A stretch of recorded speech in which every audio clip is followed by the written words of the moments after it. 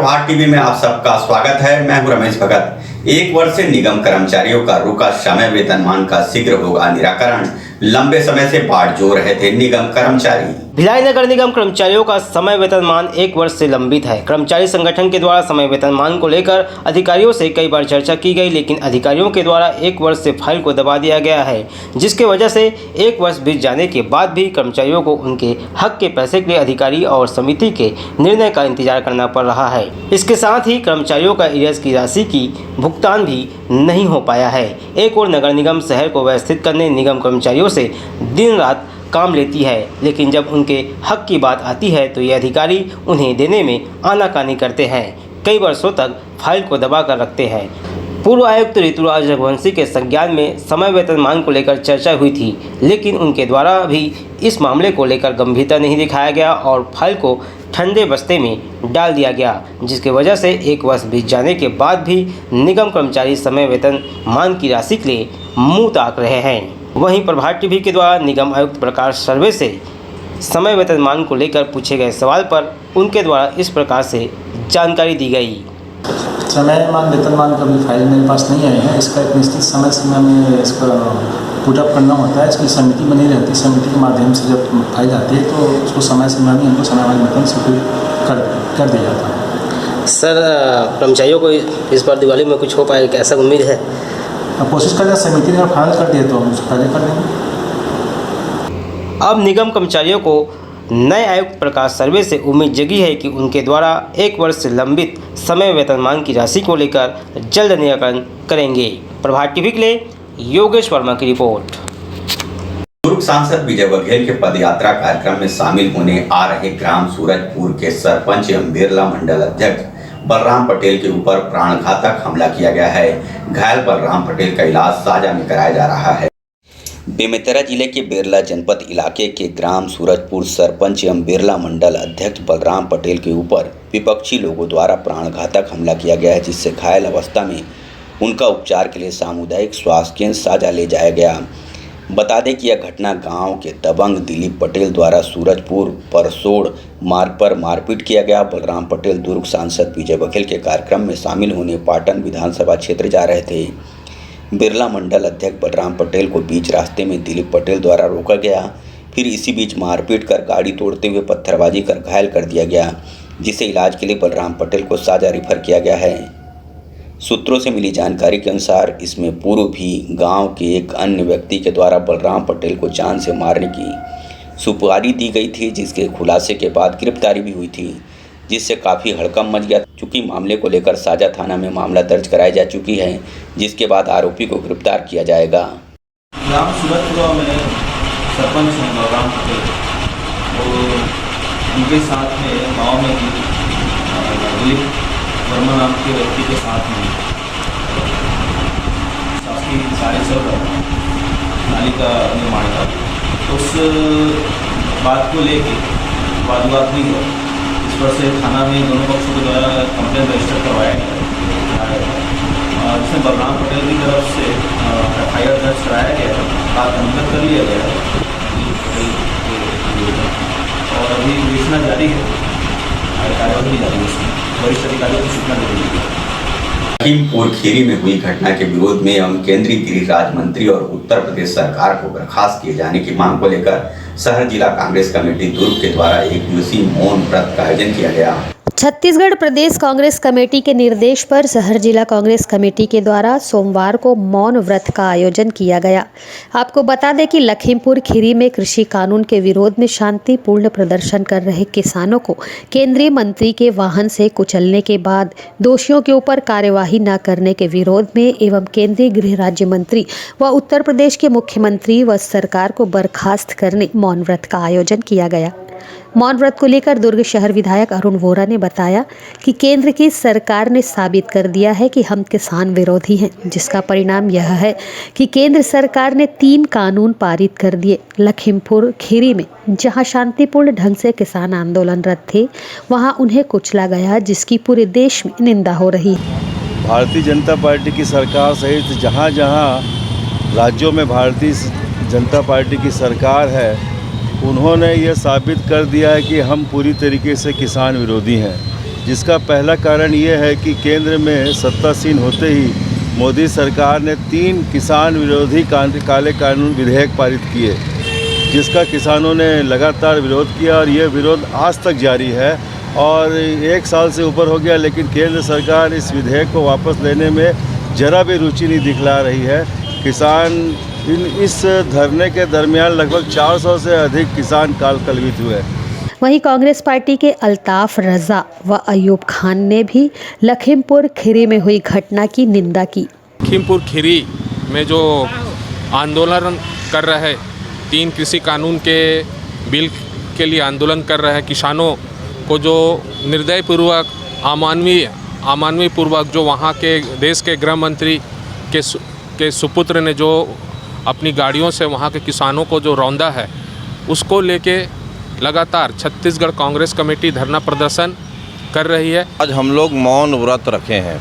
ये मौन व्रत इसलिए रखे हैं कि पूरे देश को दहला देने वाली घटनाएं लखीमपुर खीरी में भारतीय जनता पार्टी के द्वारा सुनियोजित ढंग से रची गई रचना के अनुसार हमारे किसानों को रौंद दिया गया।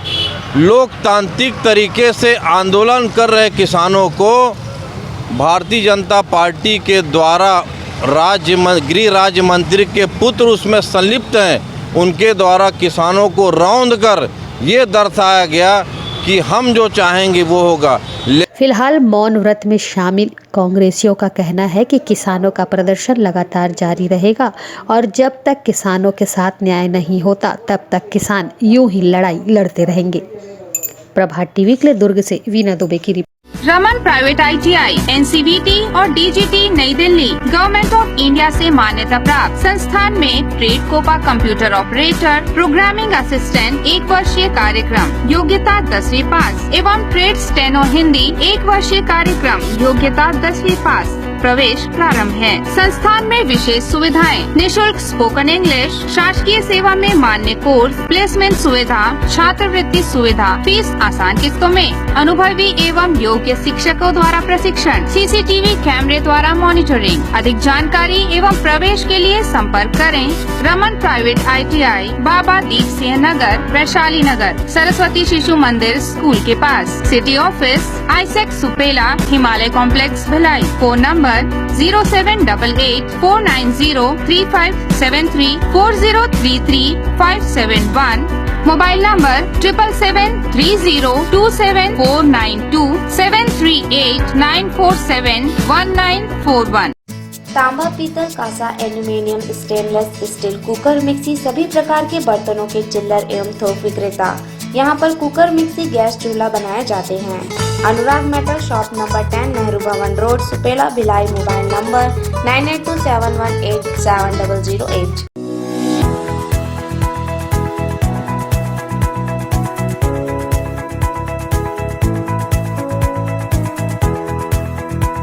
कश्मीर में हिंदुओं के साथ हुए नरसंहार और जिहादी आतंकवाद को समाप्त किए जाने की मांग को लेकर अंतर्राष्ट्रीय हिंदू परिषद, राष्ट्रीय बजरंग दल के पदाधिकारियों ने प्रधानमंत्री के नाम ज्ञापन सौंपा। कश्मीर घाटी में हिंदुओं की हत्या को लेकर विभिन्न संगठनों ने मोर्चा खोल दिया है। इसी के तहत अंतर्राष्ट्रीय हिंदू परिषद, राष्ट्रीय बजरंग दल के पदाधिकारियों ने भी जिला मुख्यालय पहुंचकर प्रधानमंत्री के नाम ज्ञापन सौंपा।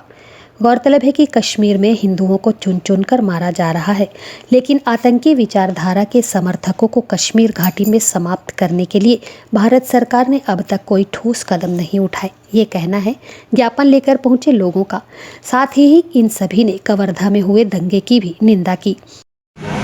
मैं प्रांत उपाध्यक्ष, राष्ट्रीय बजरंग दल, अंतर्राष्ट्रीय हिंदू परिषद छत्तीसगढ़। हमारा संगठन डॉक्टर प्रवीण भाई तोगड़िया जी के नेतृत्व में सारे विश्व में और हिंदुस्तान में काम कर रहा है और यहाँ आज हम लोग कलेक्ट्रेट महोदय को ज्ञापन देने आए हैं, जो कि हमारे कश्मीर भाइयों का निर्मम हत्या हुआ है कश्मीर में अन्य मुसलमानों के हाथों में, और कवर्धा में भी जो ये कांड हुआ है सांप्रदायिक, इसमें हमारा हिंदू शोषित हो रहा है हर वर्ग से। इसके अलावा हमारे हिंदू जो है टैक्स पटाने में 90% हिंदू हैं और इसके बाद भी हिंदुओं का शोषण हो रहा है। आज ब्याजखोरी में हिंदुओं का शोषण हो रहा है।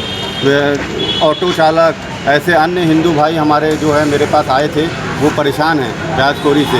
जो 10-10% ब्याज दे रहे हैं और शासन प्रशासन इनकी मदद करने में बिल्कुल भी सक्षम नहीं है, क्योंकि इनके पास किसी भी प्रकार का कागजी कार्रवाई वगैरह सब इनके विपरीत है।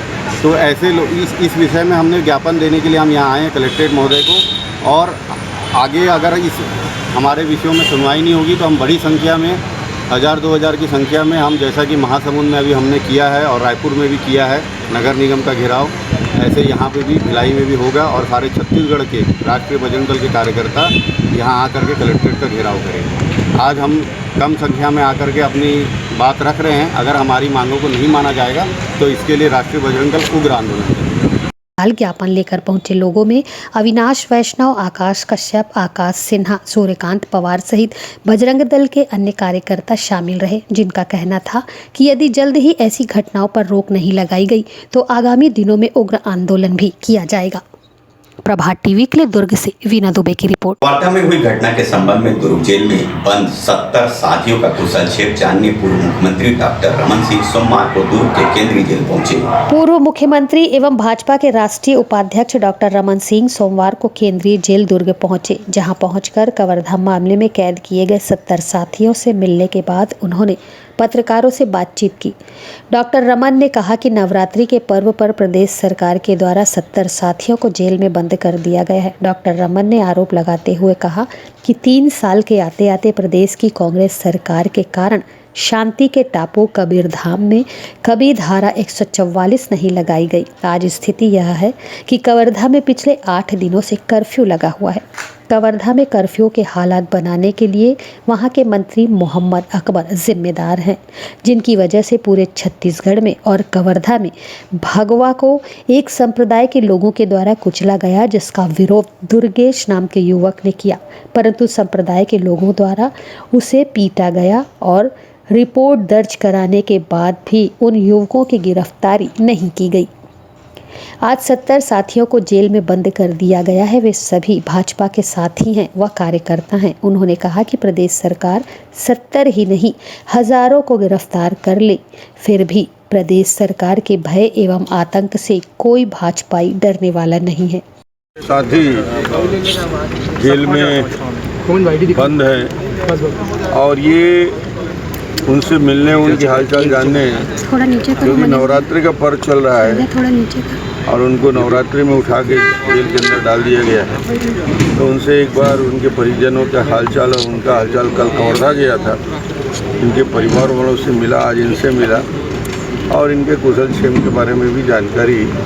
ये कांग्रेस की सरकार और कबीरधाम के जो हालात बनाए हैं इन लोगों ने, 3 साल के शासन आते आते कबीरधाम की स्थिति जो शांति का टापू कहलाता है, जहां कभी 144 नहीं लगा, 8 दिन से कर्फ्यू, ये हालात बनाने के लिए जवाबदार यदि कोई है तो वहां के मंत्री, जिसकी वजह से ये परिस्थिति छत्तीसगढ़ में और कवर्धा में खास तौर से निर्मित हुई कि 5 से 10 हज़ार लोग अचानक शहर में आए और विरोध प्रकट किया। फिलहाल पूर्व मुख्यमंत्री ने कवर्धा में हुई हिंसा के लिए प्रदेश सरकार को पूरी तरह से जिम्मेदार ठहराया है। उनका कहना है कि प्रदेश सरकार चाहे कुछ भी कर ले, भाजपाई डरने वाले नहीं हैं। प्रभात टीवी के लिए दुर्ग से वीना दुबे की रिपोर्ट। सदी के महानायक अमिताभ बच्चन का जन्मदिन उनके चाहने वाले देवा यादव ने केक काटकर मनाया। इस मौके पर खीर बांटकर उनके लंबी उम्र की कामना भी की। फिल्म अभिनेता अमिताभ बच्चन के चाहने वालों की एक लंबी लिस्ट है, लेकिन भिलाई में उनका एक ऐसा प्रशंसक है जो उन्हें भगवान मानता है। उनके नाम पर ही अपने पान ठेले का नाम बच्चन पान ठेला रखकर अपनी रोजी रोटी कमा रहा है। नाम है देवा यादव। हाँ, वही देवा यादव है जिसे भिलाई का हर व्यक्ति जानता है। लोग उसे उसके नाम पर कम बच्चन के नाम से जानते हैं।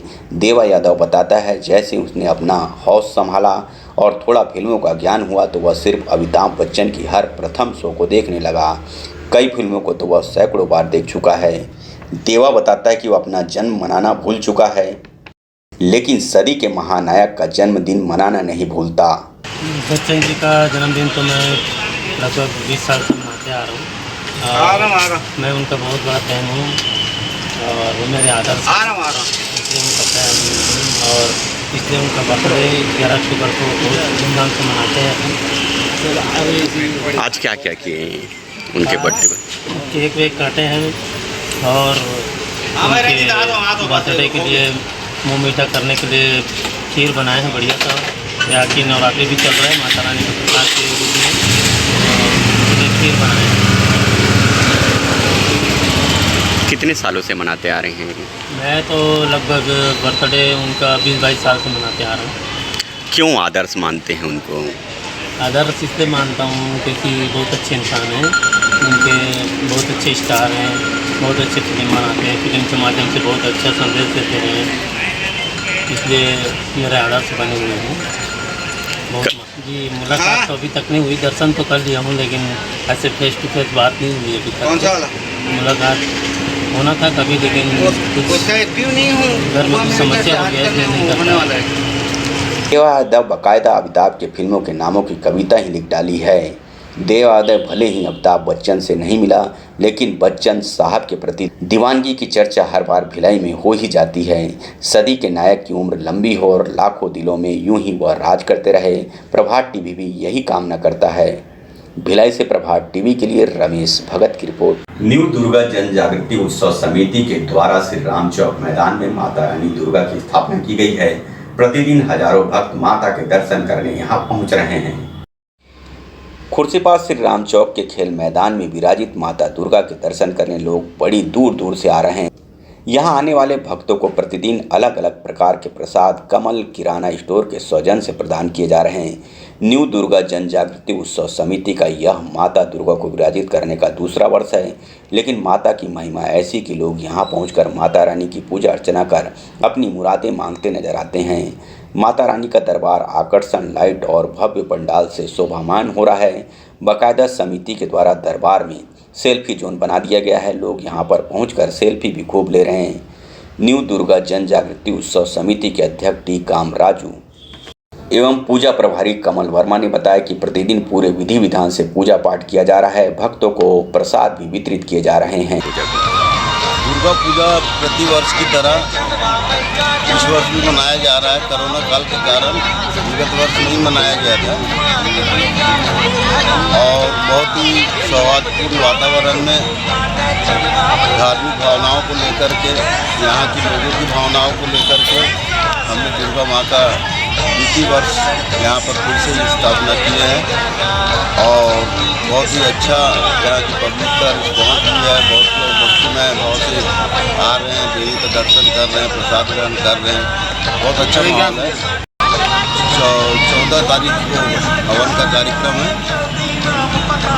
इस तरह हम देवी माँ का स्थापना करके सभी पूरी कमेटी की टीम इसमें बहुत मेहनत की और सभी लोग बहुत ही अच्छे से जुड़ करके काम किए। वर्षों से पूजा हो रहा है, सभी अपने धार्मिक विचारों को लेके और एक परिवार की तरह सब मिलजुल के रहें, इसी भावना से ये पूजा पाठ संपन्न होने जा रहा है।